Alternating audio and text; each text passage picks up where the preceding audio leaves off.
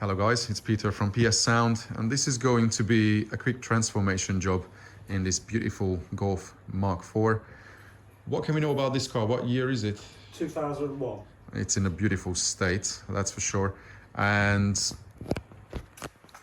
yeah, James has been with us on Patreon following our work, and he was desperate to get help to sort the system out because it's not a system. It's just many speakers making something. And we have to show you a couple of things to point out what's not okay to accept from a shop, because sadly, was it everything that was done by him, or? Yes. So okay, we go through what the system has currently. So we have a doubled-in head unit that runs 3 pairs of RCAs to the back, to the DSP. We have two-way active front end, a Hertz milli mid bass, which is now set really far back. We will have to sort out the mounting for that, and the tweeters are also just bolted onto the sail panels. There's no aiming, nothing, just easy quick job. Probably cut a hole, put the tweeter in. We will see how it's wired at the back or hot glued, so I wouldn't be surprised if that was the case too. But we have to sort out the speaker installation. There's a pair of 6.5s at the back as well, and the rear quarter panels, which yeah, you have a 6.5-inch grill or something where the 6x9s play through. That all runs active through a DSP. And then we have a monster, oh, we put it to the side, a GL, beautiful 12W7 in a factory sealed enclosure that is doing some damage to the car. But nothing plays together, nothing is tuned. It's really underperforming. It's just a bit better than factory system because you have clean power, but it's a mess. And that situation is a mess too. So I always say that first and foremost, safety comes first when it comes to wiring. And funny not funny, I could recognize who did this by just seeing a car on one of our meetings a week ago we had in Bristol, where we had a good 25-30 people coming, and that was a gentleman coming down from up north, from Liverpool area, and he was having problems with his system not performing well, and he had very expensive gear, Audi Zenthesis tweeter, Hertz milli mid, whatever mid bass in the door, so 3-way active. He had 2 Audis and amplifiers running digital inputs from a Bit 1 Virtuoso, and he wasn't happy with the sound and he couldn't get it any further because the shop couldn't really push it any further. He came down and I had a look at the wiring in the car, and I now recognize exactly the same technique in this. And was the coincidence that he just called me 5 minutes ago as well? Incredible. Crazy, right? Because he needs help to sort things out in his car. At least someone helped him to tune the system. And he can see that with tuning, yes, he can get a lot more, but the wiring is super important because that gives the reliability of the system. So here we have this Voce 4-channel running the front end active.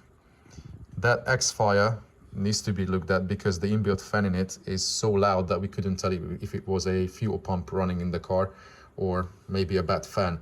It's terrible. Now we can't turn it back on because we took the front fuse out already. But we will have to have a look at that fan because it's super loud, even in the cabin, even with floor and everything on it. So that runs the 6x9s at the back. Then this JL, which one is it? The 1500 or 1000? The 1000 runs the sub, and that's just fine. You know, even if we have 3 different amplifiers, that's not a problem until they perform well. There's no system noise, which actually at least we don't have in the car. Nothing obvious. Yeah, well, actually, we have to have a look. We didn't have a look at your alternator wind when the engine is running. Do you have any alternator wind? Something coming through the system, but Yeah. it's coming through the alternator. Well, wouldn't be surprised because it's just shoddy wiring. And the DSP.3 running the system actively. So currently the big problem is, and what I recognized in the other car as well, that there's no fuse distribution in this car at all. Everything is just wired from one amp to another. This is really bad practice. That person who's doing it should stop it. Shouldn't do it professionally, shouldn't charge money for it. He has to up the game. I'm not naming him. He's up north in Macclesfield, that's what I can say. There are many shops that way, but he has to sort out his life when it comes to installation. And I know we have quite a few nightmare videos, but these have to be shared because it's not acceptable. So he has one set of 4 gauge coming in from the front. Was that fused properly at the front? Termination wasn't the best at his. Yeah, we will have a look at that too. But these Watcher amps have a cap input. He's using that as an output to daisy chain from that. So now from this, he's running out of, what is it? 8 gauge. It's really thin. Into the input of the monoblock. Then from the same terminal, he's running out linking to another amp. And then from that amp, he's linking back to feed the power for the DSP. There's no fuse or anything on it. So now if this super thin cable has any problem, any shortage, whatever it has, the front fuse, what value was it? I didn't. Yeah. We will check. You know, that big fuse up front on the 4 gauge is not gonna see any problem with this thin cable, and this is gonna melt down. You have to use a fuse every single time you downsize the wiring. You have to fuse the cable. Every single cable thickness with the maximum rating, it's safe to be fused at. This is not acceptable. And this was done exactly the same way in the other car with even more expensive gear. And as you can see, it's not beautiful. There's another fancy device here, like a noise isolator. In a well-wired system, you don't need this shit. You don't need that. You shouldn't need that. And also, things are moving. The amplifiers are. This amplifier is moving. That JL is. They are probably just self-tapped down, and this board is somehow mounted as well. We will have a look at that. But we have to sort all of this out. Nice and easy, quick job, which won't be quick, but that's where most of the problems come from. When you see lack of attention in the wiring, you will see that throughout the whole build, and sadly that's the case. But let's just go to the front as well and then see how it was fused at the front. You can't take it out. Huh? You can't take it out. I don't even see where the fuse holder is. Oh, no, it was there. Yeah, hanging. So, was there any ferrule on it? Of course not. Of course not. Okay, so they just taped it up. And at least there was a fuse holder right here at the front, but it's also one of these fuse holders which are not great. And it was just hanging in the air? Yes. Great. So it's good for vibration, get loose and start melting. Yeah, it's not great at all. So all this has to be sorted, and then of course we have to do our magic to get this system playing in just 2 days and perform the way it should. There you go. Eddie was just about to get to the ground to have a look at that too. And I said, you know, I put my head on it. It's a self-tap, and it is into the thinner spot welded piece of the car. This is not a structural part of the car, and then it's also using self-tap. It's just not cool. We will take everything out, check the terminations as well. At least the cable is not sliding out of the crimping, so at least that's good, but that's not a solid piece of the car. So while James is freaking out in the E-Class we've built, and now it's playing, we're taking things apart. At least the door is well done. I don't know what it's like inside, we will see in a second. But like, there's a single layer of, what is it, 1 inch MDF screwed on, and then I can see some hot glue or something between as well. Hopefully I will be able to take it off, but it's MDF. That soaks in all the moisture, and I bet to the time I take that ring off, it will already show some, hang on, but there's some silicone or something underneath the driver as well. Ooh, is the speaker gonna come out? We will see. I'm not too sure what adhesive or glue was used to put the speaker on. I don't even understand why that's needed as a gasket. At least the speaker looks safe, but there's already sign of moisture in the MDF over there. In half a year or a year, depending on how much this car is outside, how much it's used, yeah, that would soak everything in. It would start splitting. Hang on. Right. Hang on. This whole inner skin here It's not held in place by anything. Oh, there should be a bolt down there. There's no bolt there. It's great. Just where the mid base needs the most rigidity. Ah, lovely. All right, so this is our quick solution. Yes, it's something that some people may moan about, but this is going to work a million times better than the MDF ring, and it's going to bring the driver up to the door card exactly. It's not going to be spaced a million miles behind to put a foam ring around it.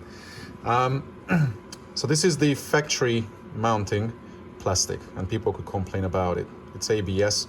You could even get it machined from ABS. The problem with the factory one is that it has a hollow hole at the back, where our solution was that I asked James to send these to us so I could fill it up with our steel mix, so we have proper density and, you know, strength in it now. This doesn't flex, doesn't move, and then a bit of deadening all over it so it doesn't ring either.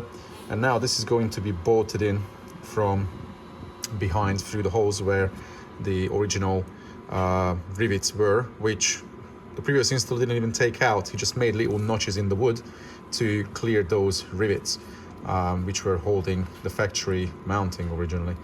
So now we have big chunky M6 inserts. Oh, come on, if I can take it out.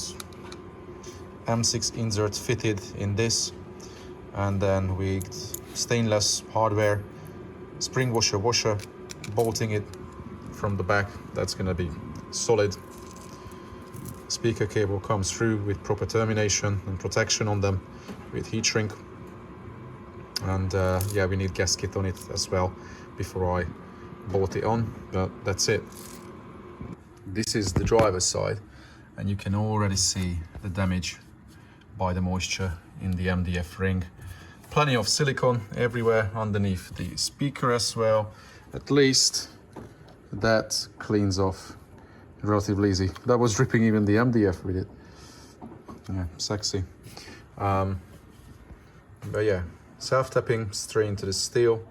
Plenty of deadening all around. It doesn't look pretty. It will be quite a challenge to take it off.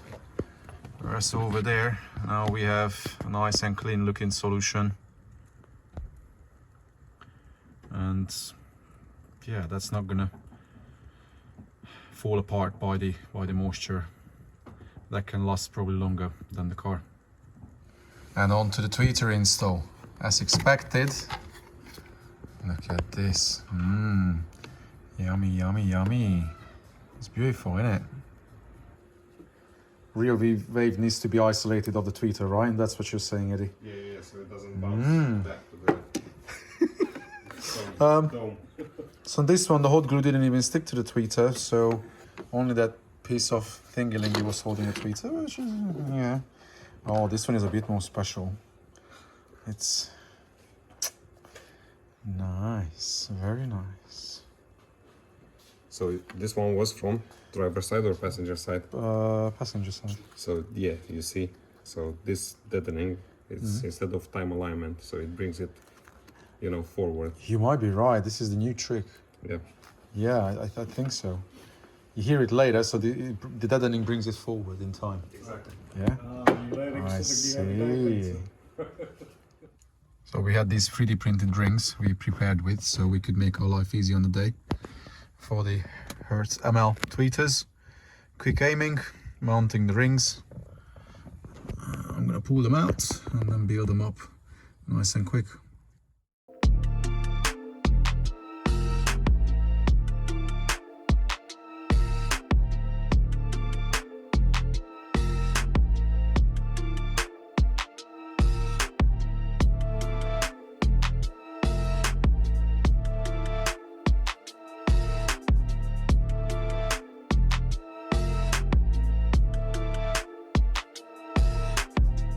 So we are about to put the door card back.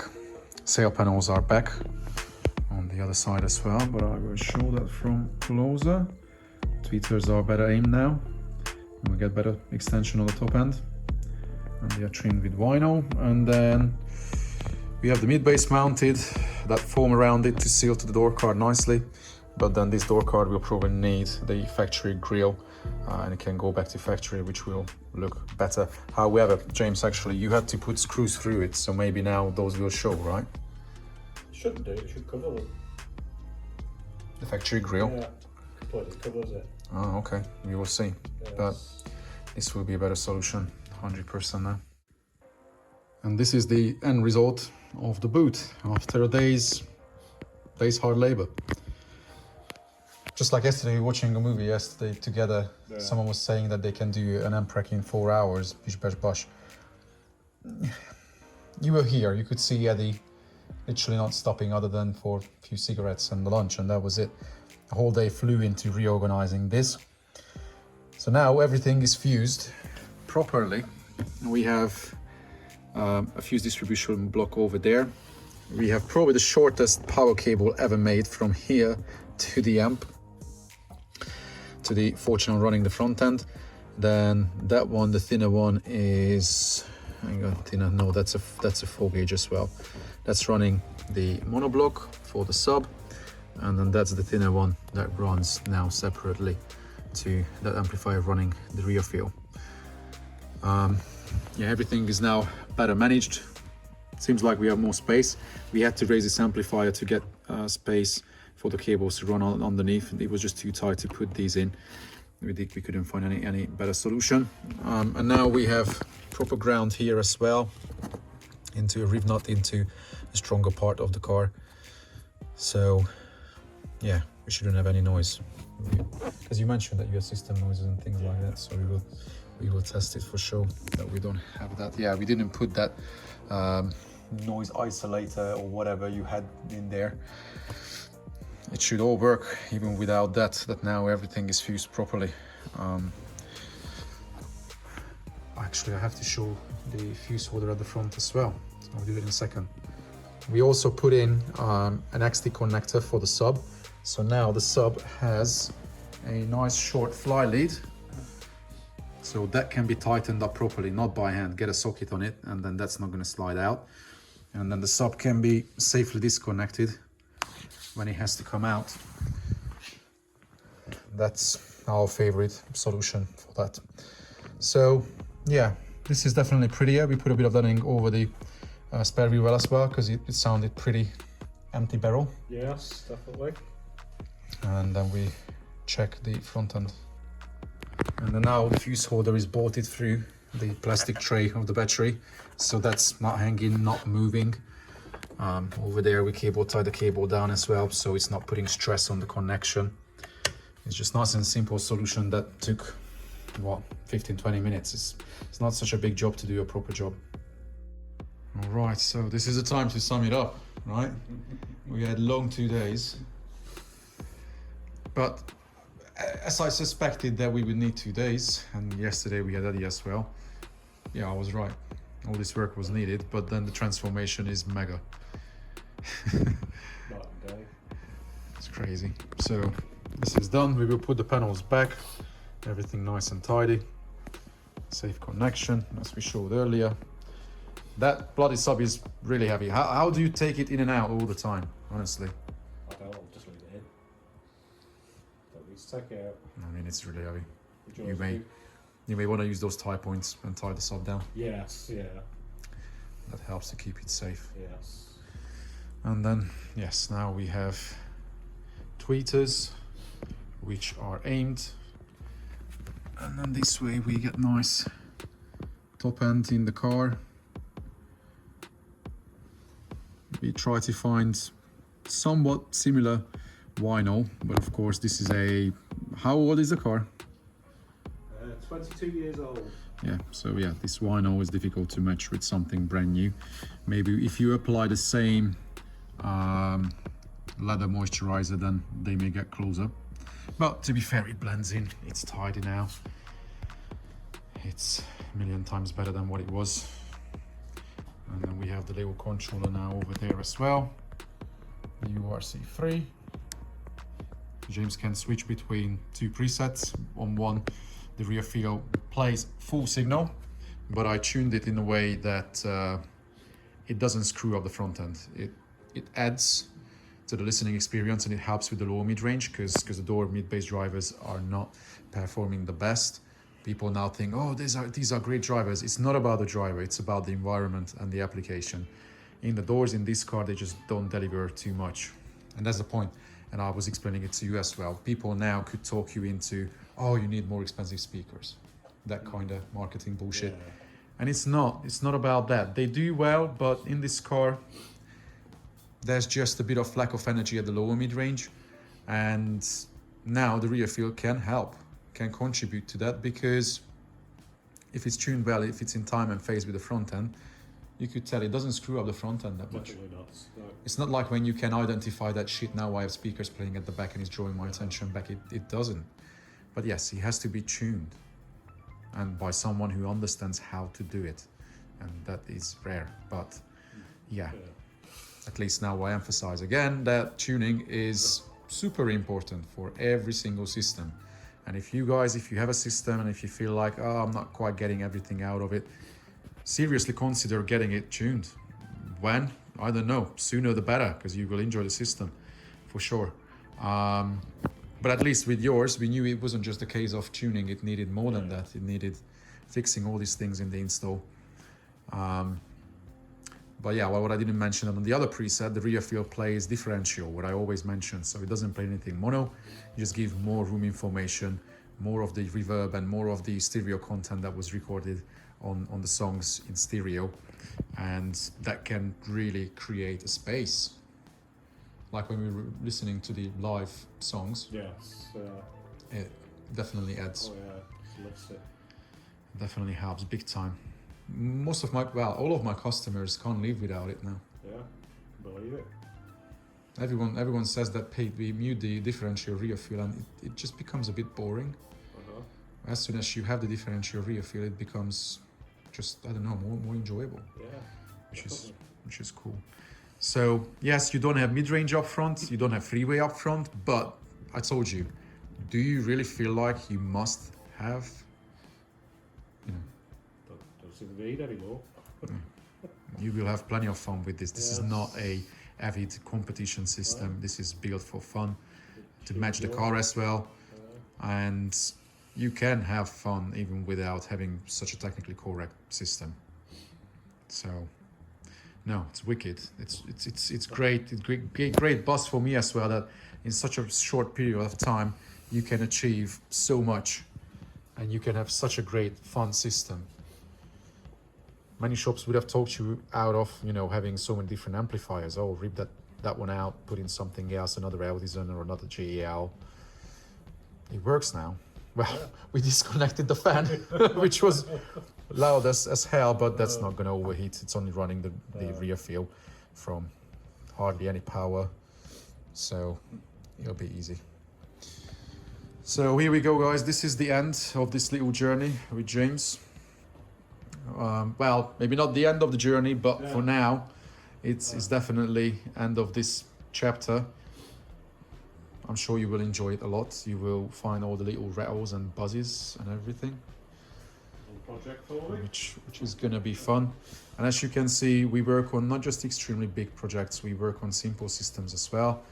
However, yeah, finding time in our calendar for a project these days is a bit tough, but it's always worth to get in contact with us. And if we can find time for your project, we can certainly help, because not everything is as monster as this. Yes, you could see a couple of videos of this with all that madness. Yeah, probably from the price of those free amplifiers, I can't even talk, amplifiers, we could buy your whole car with the whole system. Pretty much, that's the crazy thing. But as much as this is a beautiful system for those who want something extremely high end, you know what? I wouldn't be worried to jump in yours and drive away with it and have fun with it. Yeah. That's what it's all about. And I would equally have plenty of fun.